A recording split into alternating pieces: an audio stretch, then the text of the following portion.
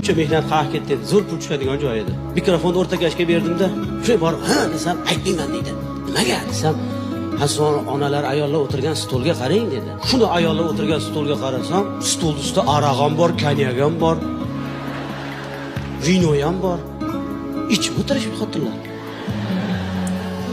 Ha desam, aroq ichgan xotinlarga ona haqida shuni aytaman aka deydi. Men aytdim, qaytanga tezroq yig'laydi-ku dedim, yaxshi emasmi dedim. Aytolmaysan, senga nima farqi bor dedim. Sen qo'ying aka deydi. Ustozimning qo'shig'ida deydi aka deydi. U qo'shiqning orasida hokipoyingizni ko'zimga suraydigan joylari bor aka deydi. Bu onaxonni qarang, hokipoyda bo'sh butilka turibdi aka deydi.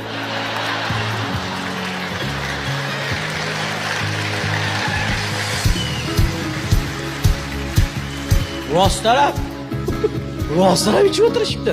To'y degan sayt keyingi davraga chiqqanda dedi, yurib gapiring, odamlar ichiga kirib gapiring dedik. Haqiqatda keyingi davrada ayollar tomonga yuribsa-ku o'tsam, xotinlar bir ikkitasi kayf bo'lib qolgan. Voy, ayollar kayf bo'lsa ham shirin bo'lib qolar ekan-a.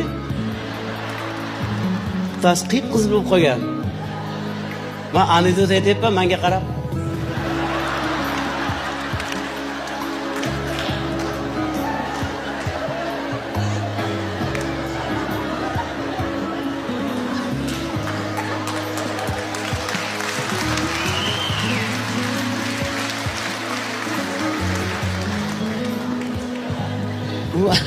U gapatyapti o'ylayapti meni.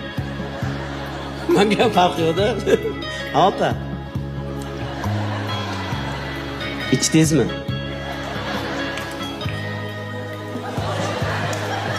Ichganim yo'q. Qizarib ketibsiz. Pivo ichdim deydi.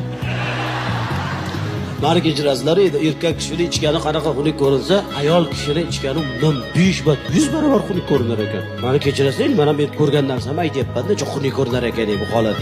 Ha, shunaqa to'ylarimiz ham bor.